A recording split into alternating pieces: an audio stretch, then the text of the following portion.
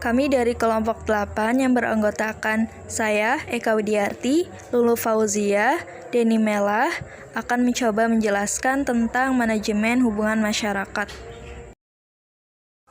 Materi yang akan kami sampaikan antara lain, yang pertama yaitu pengertian manajemen hubungan masyarakat, yang kedua, fungsi manajemen hubungan masyarakat, yang ketiga, peran manajemen hubungan masyarakat, yang keempat, sekolah dan keluarga, yang kelima, manajemen kerjasama sekolah dengan masyarakat. Jika kita berbicara tentang humas, pasti kita ingat bahwa humas itu berhubungan dengan komunikasi, konferensi pers, informasi, public relation, sehingga bisa digambarkan secara gambar besar yaitu pencapaian segala informasi. Sehingga secara umum, humas adalah fungsi khas antara organisasi dengan publiknya, atau dengan kata lain, antara lembaga pendidikan dengan warga di dalam, seperti guru, karyawan, siswa, dan warga dari luar, seperti wali murid, masyarakat, institusi luar, partner sekolah. Sedangkan untuk pengertian manajemen sendiri, kita tahu bahwa manajemen itu berasal dari kata to manage, artinya mengatur. Sehingga secara keseluruhan, manajemen humas dalam pendidikan adalah rangkaian pengelolaan yang berkaitan dengan kegiatan hubungan lembaga pendidikan dengan masyarakat atau orang tua murid yang dimaksud untuk menunjang proses belajar mengajar di lembaga pendidikan bersangkutan. Materi selanjutnya yaitu fungsi manajemen hubungan masyarakat. Menurut Zulkarnain Nasution 2006 halaman 28, fungsi humas pada lembaga pendidikan yaitu yang pertama, mampu sebagai mediator. Nah, maksudnya di sini mampu sebagai mediator dalam menyampaikan komunikasi secara langsung, yaitu komunikasi tatap muka dan tidak langsung, seperti melalui media atau pers, kepada pimpinan lembaga publik intern seperti dosen atau guru, karyawan, dan mahasiswa atau siswa. Yang kedua yaitu mendukung dan menunjang kegiatan-kegiatan. Maksudnya, mendukung dan menunjang kegiatan-kegiatan yang berkaitan dengan mempublikasi lembaga pendidikan. Dalam hal ini, humas bertindak sebagai pengelola informasi kepada publik intern dan publik ekstern, seperti menyampaikan informasi kepada pers dan promosi. Yang ketiga, yaitu menciptakan suatu citra yang positif terhadap lembaga pendidikannya. Materi selanjutnya yaitu peran manajemen hubungan masyarakat. Peran humas di lembaga pendidikan menurut Zulkarnain Nasution 2006, yang pertama, membina hubungan harmonis kepada publik internal dan eksternal. Nah, maksud publik internal yaitu dalam lingkungan lembaga pendidikan seperti dosen atau guru, tenaga administrasi, dan siswa. Hubungan kepada publik eksternal di luar lembaga pendidikan seperti orang tua siswa dan di luar lembaga pendidikan. Yang kedua, membina komunikasi dua arah kepada publik internal dan eksternal. Nah, membina komunikasi dua arah kepada publik internal dan publik eksternal dengan menyebarkan pesan, informasi, dan publikasi hasil penelitian dan berbagai kebijakan-kebijakan yang telah ditetapkan pimpinan. Yang ketiga, mengidentifikasi dan menganalisis suatu opini. Nah, opini di sini sama saja dengan berbagai persoalan, baik yang ada di lembaga pendidikan maupun yang ada di masyarakat. Yang keempat, berkemampuan mendengar keinginan. Nah, berkemampuan mendengar keinginan atau aspirasi-aspirasi yang terdapat di dalam masyarakat. Yang kelima, bersikap terampil. Maksudnya bersikap terampil dalam menerjemahkan kebijakan-kebijakan pimpinan dengan baik. Materi selanjutnya, sekolah dan keluarga. Dari gambar tersebut, kita bisa ambil kesimpulan bahwa keluarga merupakan lingkungan pendidikan informal yang pertama bagi seorang anak. Untuk lingkungan pendidikan yang kedua, yaitu sekolah yang memegang peran dalam pendidikan formal anak. Sehingga baik formal maupun informal tidak dapat berdiri sendiri dan harus terintegrasi dengan melakukan hubungan kerjasama yang baik antara pihak sekolah dengan orang tua agar tidak ada kesalahpahaman antara sekolah dan keluarga. Ketika seorang anak lahir, anak itu dalam rentang waktu tertentu, anak itu akan dididik oleh orang tuanya. Bagaimana cara makan, bagaimana cara berbicara, bagaimana cara berjalan, dan lain sebagainya. Ketika sang individu sudah cukup memiliki kemampuan untuk melangsungkan aktivitas-aktivitas mendasar sebagai manusia, ia lalu memasuki suatu wilayah kehidupan luar dari keluarganya, yaitu lingkungan sekolah. Kedua lembaga sosial tersebut selalu beriringan mengisi setiap waktu kehidupan individu dalam aktivitas kesehariannya dengan spesifikasi yang berbeda-beda tentunya. Keluarga bertugas untuk menjalankan sosialisasi nilai-nilai dasar kemanusiaan dalam pola hubungan yang efektif, sementara sekolah lebih menekankan pada proses pembelajaran, pengajaran, serta penempaan kepada individu yang berisi tentang ilmu pengetahuan, keterampilan, penguasaan peran-peran sosial yang lebih luas di luar keluarga.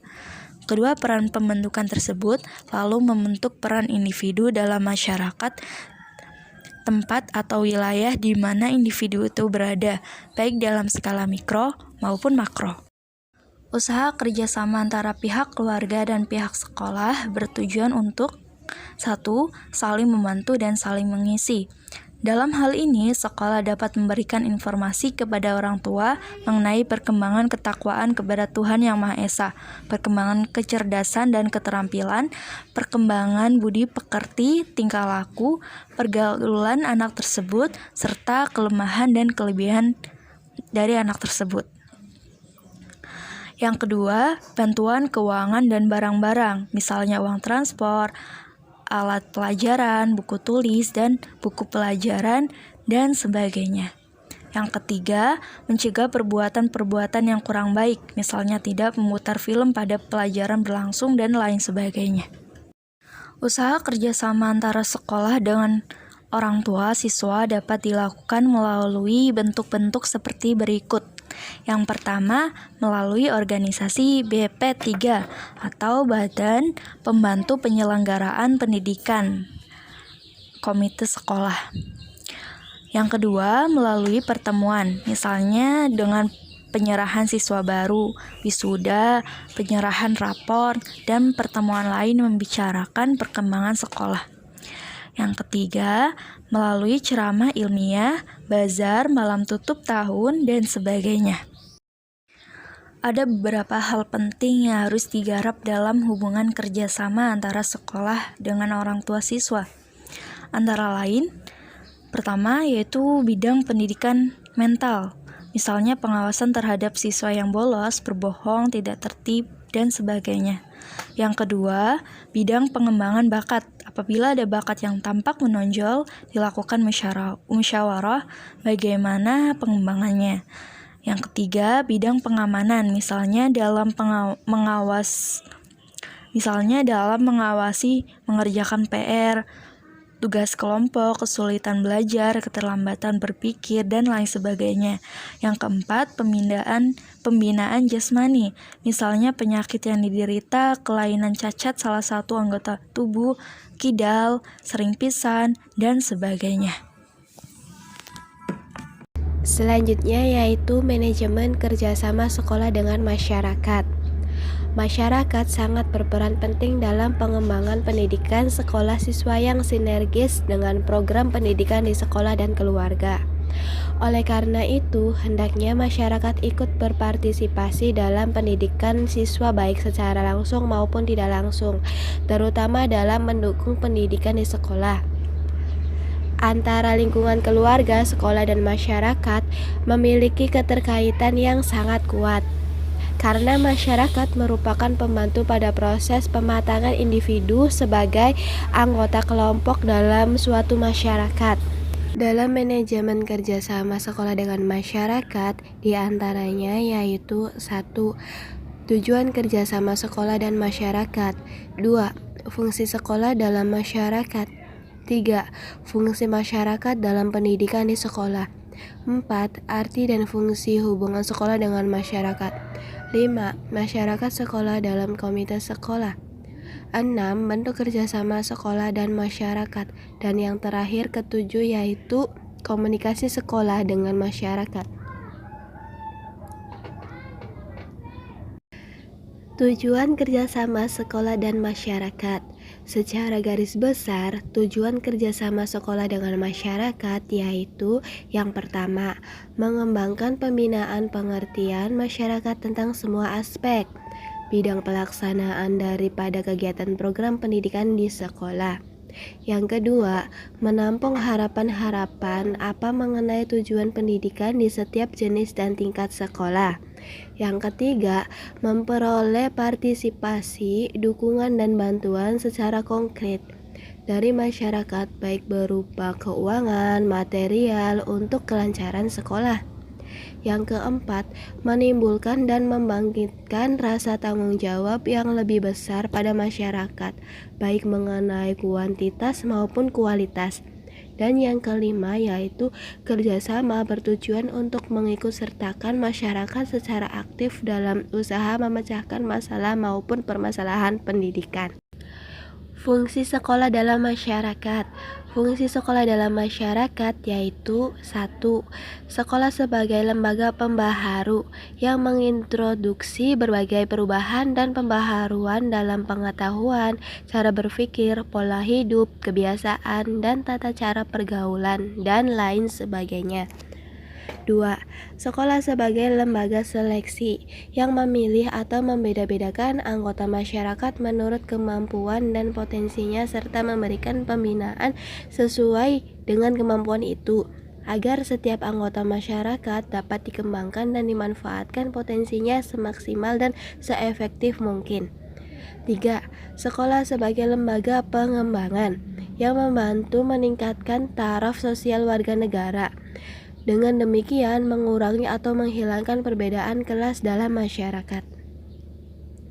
4. Sekolah sebagai lembaga asimilasi yang berusaha mengurangi atau menghilangkan perbedaan-perbedaan atas dasar tradisi, adat, dan budaya, sehingga terdapat usaha penyesuaian diri yang lebih besar dalam rangka persatuan dan kesatuan bangsa.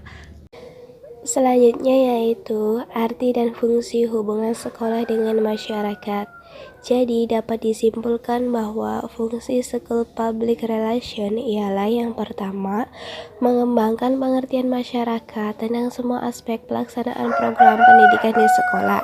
Yang kedua, untuk dapat menerapkan bagaimana harapan masyarakat terhadap sekolah dan apa harapan-harapannya mengenai tujuan pendidikan di sekolah. Yang ketiga, untuk memperoleh bantuan secukupnya dari masyarakat kepada sekolahnya, baik finansial, material, maupun moral. Yang keempat, menimbulkan rasa tanggung jawab yang lebih besar pada masyarakat terhadap kualitas pendidikan yang dapat diberikan oleh sekolah.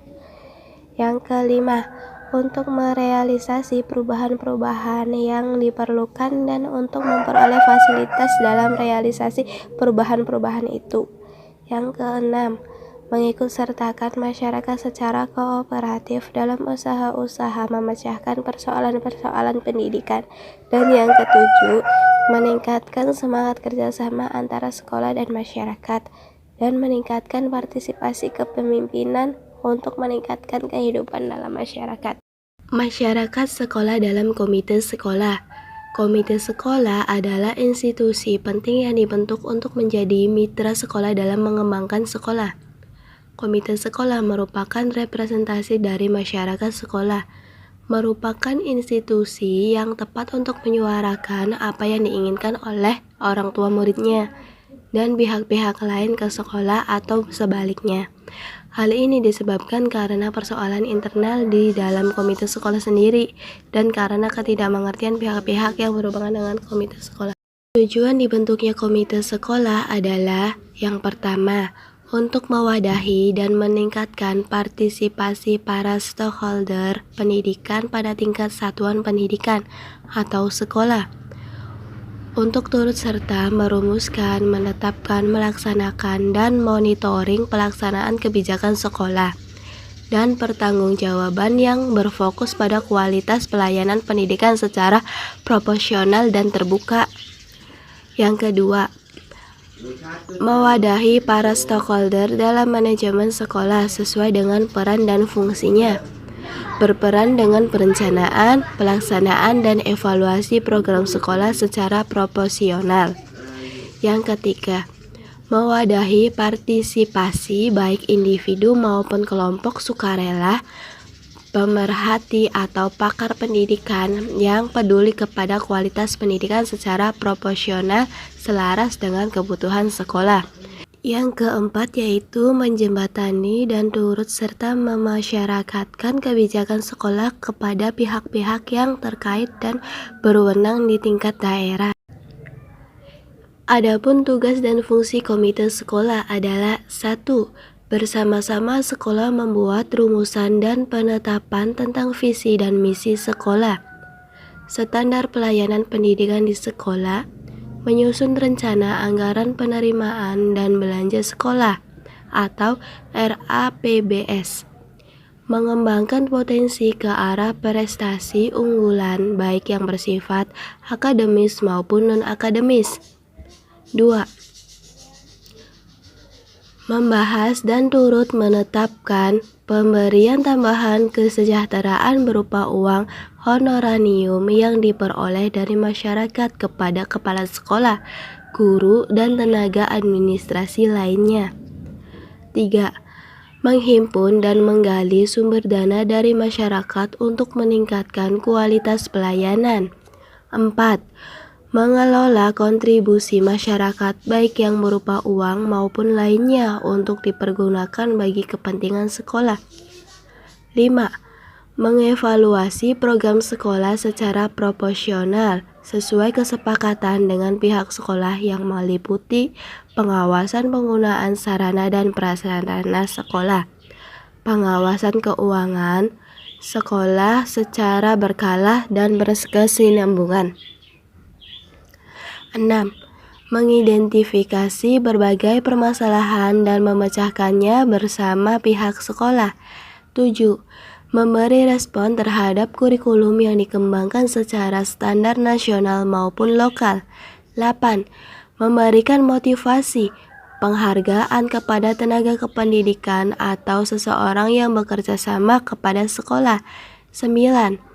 Memberikan otonomi profesional kepada guru mata pelajaran dalam melaksanakan tugas kependidikan sesuai dengan kaidah dan kompetensi guru. 10. Membangun jaringan kerjasama dengan pihak luar sekolah dengan tujuan untuk meningkatkan pelayanan proses dan hasil pendidikan. 11. Memantau kualitas proses pelayanan pendidikan di sekolah. 12. Mengkaji laporan pertanggungjawaban pelaksanaan program yang dikonsultasikan oleh kepala sekolah. 13. Menyampaikan usul atau rekomendasi kepada pemerintah daerah untuk meningkatkan kualitas pelayanan pendidikan sesuai dengan kebutuhan sekolah. Komunikasi sekolah dengan masyarakat. Terdapat beberapa teknik komunikasi sekolah dengan masyarakat, di antaranya yaitu teknik tertulis. Komunikasi antara sekolah dan masyarakat dapat dilakukan secara tertulis. Cara tertulis yang dapat digunakan meliputi buku kecil pada permulaan tahun ajaran. Buku kecil pada permulaan tahun ajaran baru ini isinya dijelaskan tentang tata tertib, syarat-syarat masuk, hari-hari libur, dan hari-hari efektif. Kemudian buku kecil ini dibagikan kepada orang tua murid. Hal ini biasanya dilaksanakan di taman kanak-kanak. Pamflet. Pamflet merupakan selebaran yang biasa berisi tentang sejarah lembaga pendidikan tersebut, staf pengajar, fasilitas yang tersedia, dan kegiatan belajar. Pamflet ini selain dibagikan ke wali-wali murid, juga bisa disebarkan ke masyarakat umum. Selain untuk menumbuhkan pengertian masyarakat, juga sekaligus untuk promosi lembaga. Berita kegiatan murid. Berita ini dapat dibuat sesederhana mungkin pada selebaran kertas yang berisi informasi singkat tentang kegiatan-kegiatan yang dilakukan di sekolah. Dengan membacanya, orang tua murid mengetahui apa yang terjadi di lembaga pendidikan tersebut, khususnya kegiatan yang dilakukan murid. Catatan berita gembira.